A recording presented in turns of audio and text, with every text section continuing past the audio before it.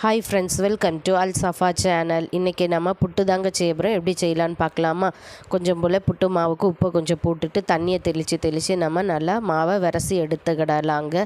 கட்டி ஒன்றும் இல்லாமல் நம்ம தண்ணியை தெளித்து மாவை நம்ம விரவிசி எடுத்துட்ட பிறகு மாவை பிடிச்சு பார்க்கணும். நம்ம கைப்பிடி குளக்கட்டை மாதிரி ஆகிற வரைக்கும் நம்ம மாவை விரவி வச்சுக்கிடலாம். நம்ம இன்னும் சில்லு எடுத்து உள்ளே போட்டுட்டு தேங்காய் புட்டு மாவு நம்ம ஃபைனல் வரும்போது நமக்கு தேங்காய் வரணுங்க. அவ்வளோதாங்க.